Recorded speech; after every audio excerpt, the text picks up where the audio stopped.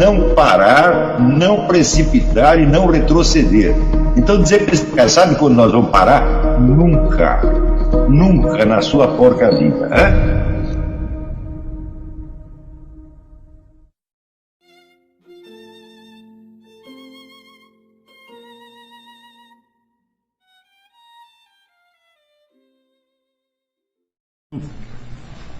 Se alguém entendeu alguma coisa do que eu disse desde o início, então é preciso ver o seguinte, que existe uma ciência da sociedade política, que essa ciência não é nova, que ela existe pelo menos desde Platão e Aristóteles, se não desde um pouco antes, que ela nos fornece todos os meios necessários para a compreensão do fenômeno com que nós estamos lidando,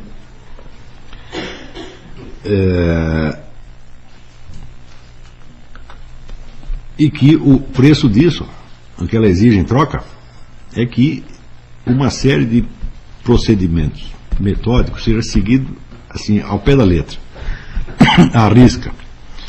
Se falhou um pedacinho, a coisa bagunça, tá certo? Como, por ignorância dos seus antecedentes, a partir do século XIX, quando se formam as chamadas ciências sociais, havia se perdido, vamos dizer, a compreensão dessa tradição que já vinha desde Platão e Aristóteles.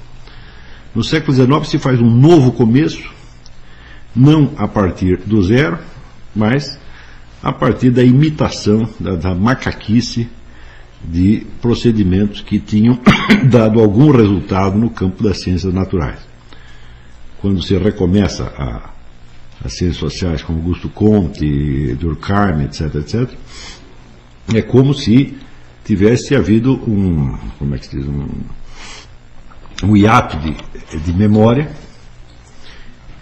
e esses fundadores, entre aspas, da ciência social moderna acreditavam que a ciência que eles estavam buscando não existia, que eles tinham começado do zero e que a única base que havia para isso era a ciência da natureza, tal como concebidas no período que ia de Newton, mais ou menos de Descartes e Newton, até a época deles.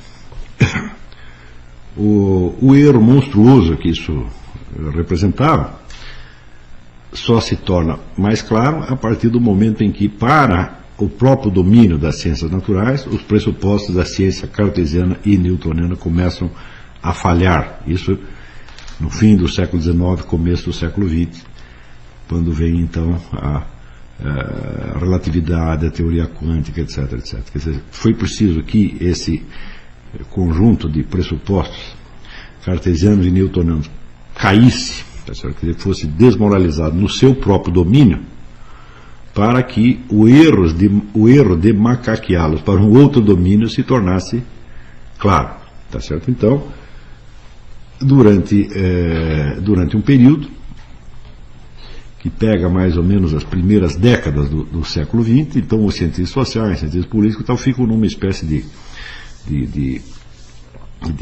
estado de desorientação, na qual eles buscam então um novo fundamento. Esse é um período muito, muito fértil das ciências humanas, né?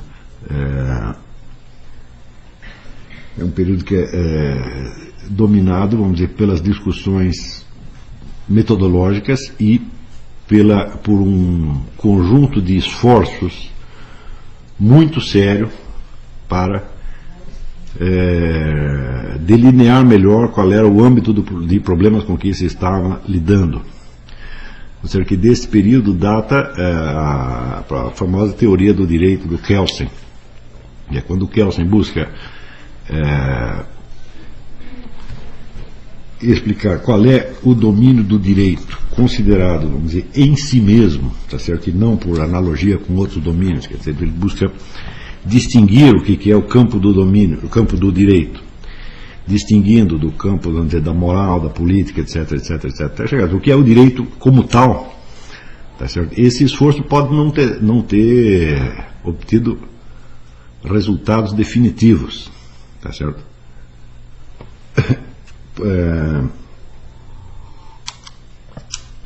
porém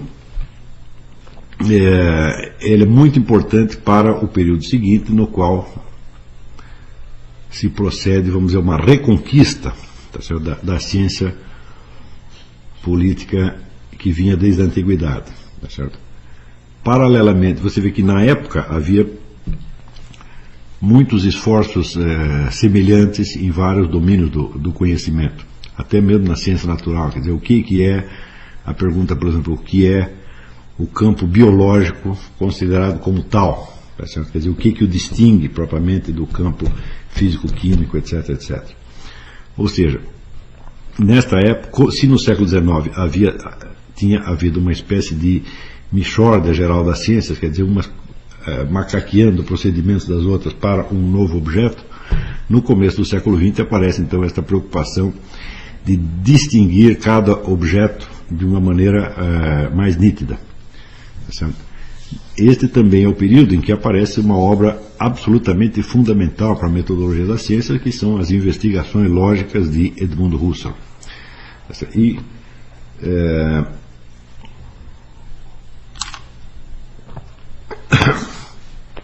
Husserl, então, entendendo a lógica não como uma técnica do pensamento, tá certo? E nem como uma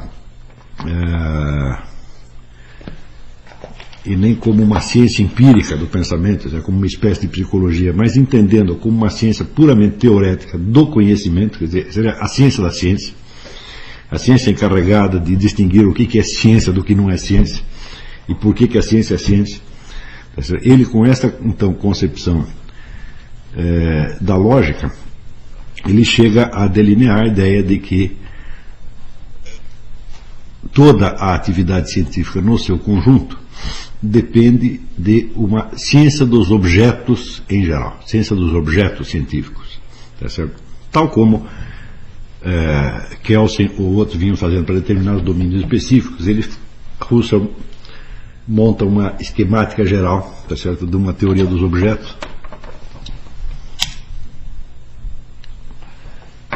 mostrando a absoluta necessidade de, vamos dizer, uma ontologia geral, quer dizer, uma ciência geral do ser ou do objeto, em cima da qual, ou dentro da qual, se estabelecessem as várias ontologias regionais, ou seja, as ontologias de determinados objetos, de determinadas realidades em particular, que nos esclarecesse não só sobre os limites entre esses vários objetos, mas sobre o modo de existência de cada um e, portanto, o modo de conhecimento admissível. Tá certo? Existe uma frase dele, tanto cômica, que resume isso aí. Ele diz: não existe uma embriologia dos triângulos, nem uma trigonometria dos leões. Tá certo? Com isso ele quer dizer o seguinte, quer dizer que estes objetos, os leões e os triângulos, eles nos aparecem, eles se manifestam a nós de maneira diferente.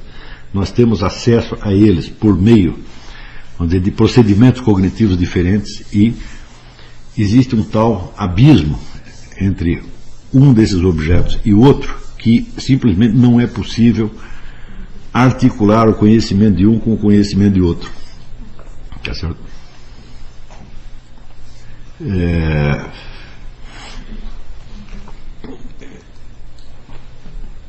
Você vê que nos últimos 20 anos a coisa bagunçou, esse panorama todo bagunçou de novo, quando surge o tal do holismo, que acredita que tudo está relacionado com tudo, o que é uma frase absolutamente vazia, porque é claro que tudo está relacionado com tudo, mas de que maneira, né?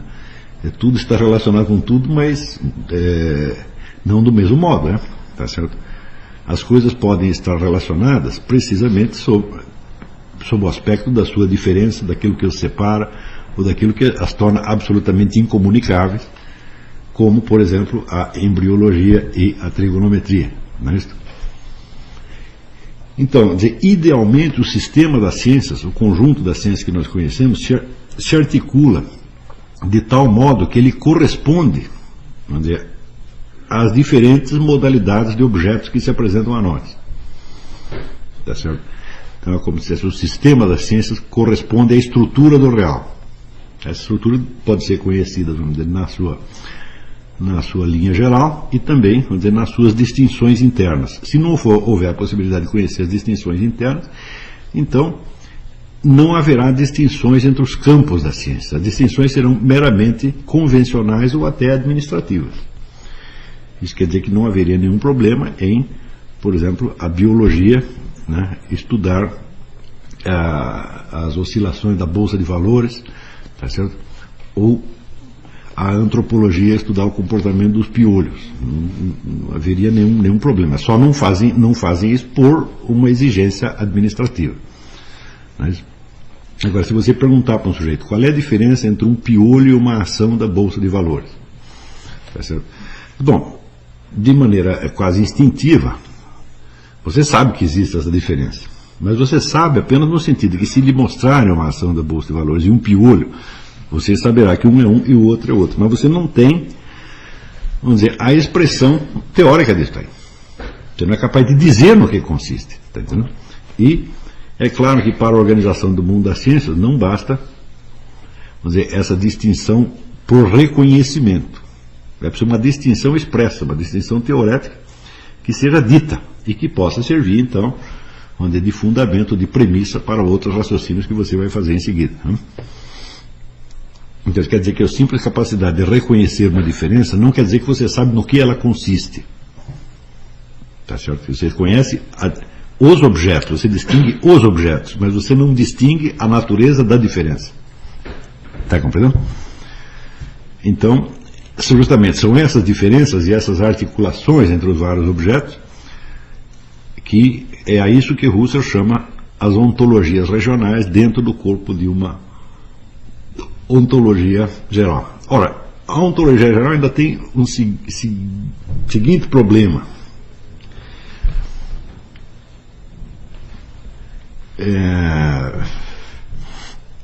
As ciências não lidam somente com objetos existentes, elas lidam também com objetos inventados. Muitas figuras geométricas, você não pode dizer que elas existem, nem no sentido em que existe um leão, tá certo? E nem no sentido em que existe uma ação da bolsa de valores. Você percebe que são modalidades de existência diferentes, embora você não saiba dizer no que consiste essa diferença. Isso quer dizer que o sistema geral da ciência ele teria que ser fundamentado não só, vamos dizer, numa teoria geral do ser, mas numa teoria geral do objeto, independentemente do objeto fazer parte do ser ou não fazer parte do ser. Está entendendo? Então, ainda dentro dessa linha de ideias inaugurada por Husserl, aparece um outro filósofo muito interessante chamado Alexius Meinung, e Meinung cria então a teoria geral do objeto numa linha bem parecida com Husserl. A teoria do objeto se baseia na ideia husserliana de que toda consciência que você tem é sempre consciência de alguma coisa. Não existe consciência do nada. Né? Mesmo que você diga consciência da própria consciência, eu digo, bom, então uma coisa é a consciência tomada como objeto dela mesma e a consciência no sentido executivo, no sentido do ato que naquele momento está tomando consciência dela. Quer dizer, seria a consciência considerada como ato do sujeito e a consciência considerada como objeto desse ato. Não é isso? Então, partindo do princípio que toda consciência é consciência de alguma coisa, essa alguma coisa não precisa ser necessariamente algo de real. Tá certo? Se você pensar, por exemplo, vamos pensar aqui um dragão cor-de-rosa com bolinhas. Tá certo? Quer dizer, nós sabemos que isso não existe na realidade de maneira alguma. E, no entanto, ele é pensável. E, enquanto pensável, ele é um objeto da sua consciência. Se as distinções dependessem da experiência da realidade, tá certo? Então aquilo que não pode ser objeto de experiência da realidade não poderia ser distinto de outras coisas, não poderia ser distinguido de outras coisas. Você, por exemplo, você discerne uma vaca de uma ação da bolsa de valores porque você pode ter experiência dos dois. Mas e o dragão? O dragão você não tem experiência nenhuma, você inventa. O dragão cor-de-rosa com bolinhas você inventa, é? Então, isso quer dizer que o princípio das distinções ele tem que abranger não somente os objetos reais, os objetos de experiência, mas todo e qualquer objeto, independentemente dele existir ou não. Está entendendo? Então, objeto quer dizer que não necessariamente objeto de pensamento. Note bem, a distinção é sutil entre pensamento e consciência. Objeto de pensamento só é objeto de pensamento no momento em que você o pensa. Certo? O objeto de consciência é aquilo que você sabe que existe mesmo no instante que você não está pensando naquilo. Tá certo? Então, isso quer dizer que a distinção entre os vários campos das ciências, ela se fundamenta numa distinção entre os vários tipos de objetos, entre as suas modalidades de existência, ou seja, as suas modalidades de apresentação, como nós tomamos conhecimento deles, tá certo? E por fim, a distinção entre as vias diferentes vias metodológicas que você tem para ter um acesso científico ao conhecimento desses objetos. Tudo isso, tá certo? Está feito desde o começo do século XX. E você pode ter a certeza de que isto aqui está totalmente ausente do mundo acadêmico brasileiro. Pelo menos, vamos dizer, eu duvido e faço pouco que o sujeito num curso de direito ou de sociologia tenha chegado a isto aqui. Isso quer dizer que ele, na verdade, ele receberá alguns conceitos prontos, que ele vai pegar dos manuais de sociologia, de direito, ele nem sabe de onde isto saiu e, portanto, não sabe qual é o fundamento científico disto. Tá certo? E se disser, meu filho, você tem que parar com isso. Para você entender do que estão falando, você tem que parar com isso. E você tem que retornar, vamos dizer, até as investigações lógicas, as investigações de teoria do conhecimento, que produzindo esses conceitos que você está usando. Senão você estará usando esses conceitos como fetiches. Como se eles fossem, vamos dizer, diferenças naturais, tá certo? Dadas na própria experiência sensível, quando eles são um produto da investigação humana, um produto do esforço humano, sujeito, portanto, a erros, que pode ser que Russell ou Meinong tenha feito algum erro lá para trás, e se nós não sabemos que essas coisas nasceram de um esforço científico de Edmund Husserl ou de Alexis Meinong, nós vamos tomar aquilo como se fossem obras da providência divina e jamais poderemos corrigir algum erro que tenha ali. Tá certo? Então, só este detalhe mostra para vocês o quanto está deficiente, tá certo, no Brasil de hoje e em muitos centros universitários do mundo, o ensino dessas coisas. Quer dizer que as ciências são transmitidas às pessoas como se elas tivessem brotado em árvores. Quer dizer, você não sabe todo, vamos dizer, o esforço que foi feito para produzir, você não sabe a origem e fundamento dos conceitos, tá certo? Então você recebe aquilo como se fosse dogmas da Santa Madre Igreja ou produtos da natureza, coisas que caíram do céu, objeto de revelação.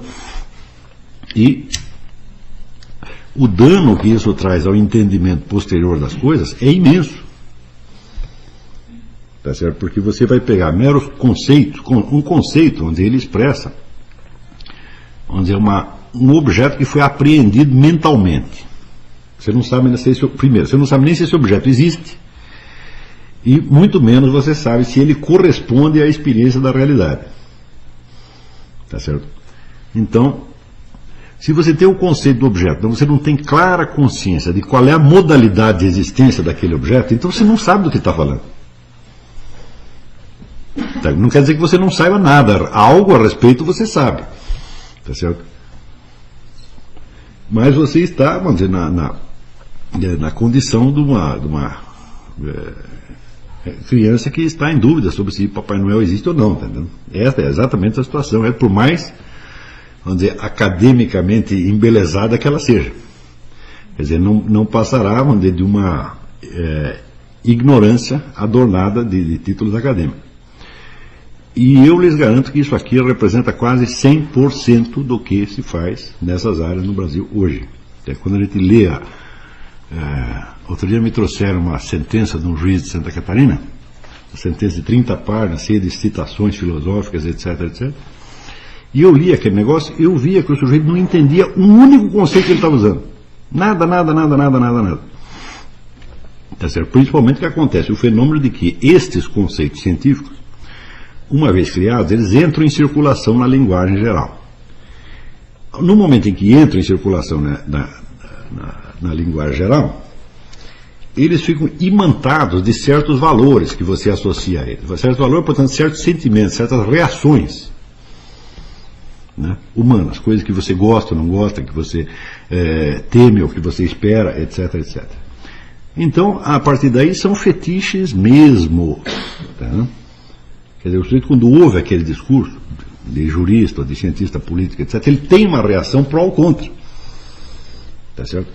Então, porque ele imagina que aquelas coisas existem. Tá certo? Agora, se você perguntar para ele como isto existe, aonde existe, como você tomou conhecimento disso, ele não sabe. À medida que o número desses conceitos em circulação aumenta, você cria toda uma pseudocultura que é baseada apenas, vamos dizer, na aquisição das palavras e dos sentimentos, das reações sentimentais correspondentes. Está entendendo? Então, se você fala assim, por exemplo, justiça social, o sujeito até chora. Não é isso? Ele associa com o Betinho, né? Essas coisas, então, fica comovido e chora, né? Se você fala tortura, a pessoa ferve de indignação, né? Quando você vai ver, espera aí, mas o que é justiça social, o que é tortura, né? O sujeito não sabe nem distinguir os conceitos entre si, quanto mais os objetos correspondentes. Está entendendo? E a confusão que isso pode alimentar nas questões públicas, né, certo? Quer dizer, você já tem a confusão na esfera cognitiva, na esfera acadêmica. Quando esses conceitos deixam de ser objeto apenas de debate acadêmico e se tornam objeto de debate público, tá certo? Para a promulgação de leis, etc., então a confusão chega a um nível psicótico absolutamente infernal. Não é isso? Agora não estão votando uma lei que pune, vamos dizer, o sujeito que coloca um empregado na condição análoga à de escravo. A lei diz isso, análoga. O que é analogia? Analogia é uma mistura de semelhanças e diferenças.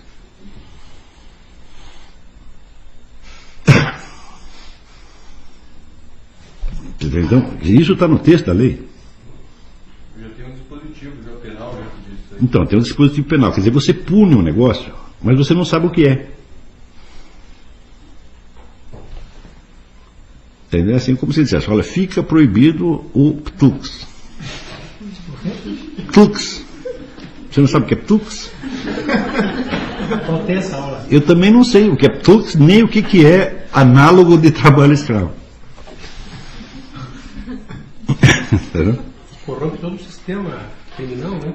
Eu, por exemplo, eu posso dizer que eu fui vítima de trabalho escravo quando comecei a trabalhar no jornalismo, que eu trabalhei 2 anos na Folha de São Paulo sem registro. Então, se eu não tinha um registro trabalhista, eu não era um empregado. Eu não era um empregado que era, eu era um escravo. Ninguém me bateu, ninguém me acorrentou, etc, etc, mas a analogia está presente. Ninguém vai dizer que isso... Porque o escravo também não tem registro. Se ele não tem registro, ele não tem direito à proteção trabalhista. Não é isso? Então, sob esse aspecto, a minha condição ali era análoga à de escravo. Era suficiente para eu meter o dono da Folha de São Paulo na cadeia. Não teria sido uma ideia. Não por isso, mas por outras coisas.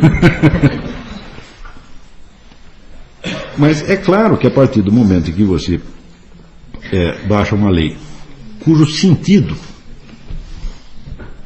Qual é a dúvida? Cujo sentido não é explícito, então é claro que aquela lei tem um sentido mágico. Quer dizer, o mesmo procedimento pode ser ou não ser trabalho escravo, conforme dê na cabeça do juiz. Então isso significa que esta lei é baixada para transformar o juiz em legislador. O sentido da lei, não o sentido específico para aquele caso, mas a interpretação geral do sentido da lei dependerá do juiz. Está compreendendo? Não é como não é como, quer dizer, numa situação normal, a lei tem um sentido geral, nítido, e o juiz verá se aquele sentido geral se aplica ou não a este caso em particular, conforme este caso tem a tipicidade ou não. Até hoje o juiz fazia isso. Agora não. Agora é o seguinte, a lei não tem sentido nenhum e o juiz a preencherá de sentido conforme dê na cabeça dele no momento. Está entendendo? Então, você imagina, vamos dizer, o caos e a situação de absoluta prepotência jurídica que isso pode criar. O juiz pode fazer o que quiser. Vira uma espécie de soberano. Não é isso? E tudo dependerá, então, de você, eventualmente, poder contestar a sentença dele, apelando a um outro juiz, tá certo? Que também, arbitrariamente, atribua àquela lei um outro sentido. Você percebe que a própria noção de direito e de lei foi com brejo nessa hora. Você só tem, vamos dizer, realmente a arbitrariedade. Você está num regime de arbítrio mesmo. E como é que foi feito esse regime de arbítrio? Através da instauração de uma ditadura, de uma tirania? Não. Foi feito através da própria lei. Ou seja, você usa a própria lei como instrumento para fazer com que não exista lei nenhuma. Onde é que começa isso? Começa da cabeça dos acadêmicos, começa da cabeça dos juristas. Quando de pelo menos 20 anos para cá, no Brasil você observa isso, que dá para desligar a maquininha infernal? Então, quando você vê que uma série de conceitos de ordem jurídica, sociológica, política, etc., etc., eles são absolutamente esvaziados de sentido lógico, isso para não falar de referência a um objeto de experiência. Não tem referência, já não tem nenhuma. Tá certo? Mas se fosse pelo menos, vamos dizer, um conceito lógico, que ele não significa nada no mundo real, mas ele significa alguma coisa verbalmente, bom, já é alguma coisa, mas hoje não tem nem isso. Caramba! Sou? Hã? Só o que sobrou, então, vamos dizer, é uma palavra, e essa palavra é associada a certas reações emocionais, tá certo? De um fulano, de um idiota togado, que está lá e do qual a sua vida pode depender. Tá, né? E o pessoal ainda fala mal, vamos dizer, da justiça islâmica, quer dizer, da justiça do Cadi. Cadi é o juiz islâmico, tá certo? Então, conforme dê na cabeça dele, né? Conforme a cabeça dele, você pode até perder a sua cabeça por alguma arbitrariedade. Então, a justiça do Cadi está institucionalizada. Cada juiz pode fazer o que quiser. Então, se conseguimos chegar nisso, então é evidente que há nisso uma interferência, digamos, de um interesse político muito forte, tá certo? Mas isso só foi possível, vamos dizer, graças à progressiva dissolução da noção de ciência dentro do próprio campo acadêmico. E aí, pessoal, tranquilo? Então, se inscreva no canal, compartilhe, comente, ajude nosso canal. Os links estão na descrição do vídeo. Você pode participar pelo Apoie-se, pela vaquinha. Qualquer forma de ajuda será muito bem-vinda. Pode curtir, comentar e compartilhar também para ajudar nosso canal. Quem quiser seguir a gente nas redes sociais, estão todas aí na descrição do vídeo. Muito obrigado, sempre com Deus, pátria, família e liberdade. Tamo junto, forte abraço.